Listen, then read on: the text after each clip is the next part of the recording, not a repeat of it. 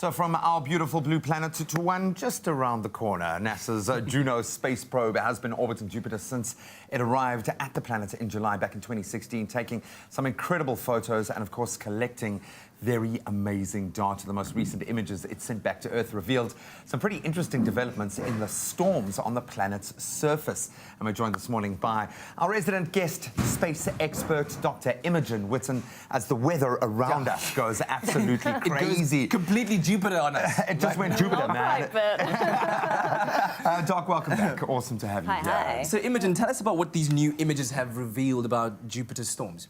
So in these images, we can see two storms. One of them is the iconic Great Red Spot.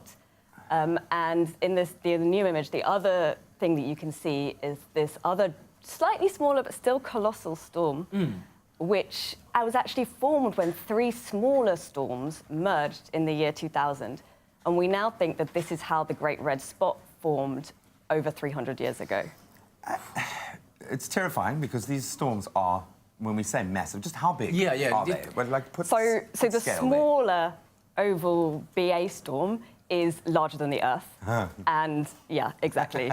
And the Great Red Spot is at least twice that size. That's incredible. So, and they're also incredibly long-lived. We know the Great Red Spot is at least 300 years old. Why is that? Why don't they dissipate? So it's partly because Jupiter doesn't have a solid surface. When we get hurricanes here on Earth, when they get over land, they lose energy and they dissipate, whereas because Jupiter is basically a giant ball of gas, the energy doesn't dissipate in the same way. Yeah.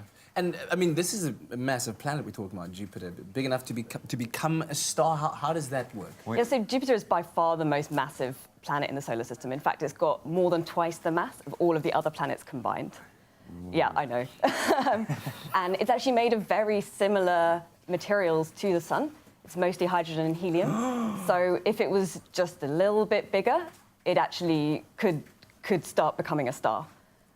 Are you taking all of this in, Jim? Yeah, I don't know why it makes me scared. I'm starting to think like... 10, 11 Earths across. 11 Earths across. To use the words of my baby boy, is Jupiter going to come get us? No, don't worry. It's so scary. I don't know why it makes me so nervous. Why is this such an important breakthrough? Why this entire mission has been one kind of revelation after another? Absolutely. Why has this created the storm that it has? Yeah, I mean, so Jupiter was the first planet to form shortly after the Sun. So its composition is very similar to the nebula that the whole solar system formed from in the first place. So by learning about Jupiter, we can learn a bit about how the solar system formed. It's a little time capsule. Yeah, and like you say, we've been getting data like this since 2016, so we've learned a huge amount already from the Juno probe. For example, we now know that these storms extend far deeper into the atmosphere than we previously thought. Yeah. Any chance of us colonizing in the next 100 years? So Jupiter is a gas planet, so it doesn't have a solid surface. Oh, man. Yeah, we've got, like, It just drones that we can fly around on, gas masks, we'll be all right. There are 79 moons around Jupiter, some of which might be a bit more promising. So if you're planning on going, I'd recommend a moon rather than Jupiter. Nah, it's too cold. Too cold for me. Too cold for me. Can't do it. Man. It's on the cards. Doc, thank you so much. That is so interesting.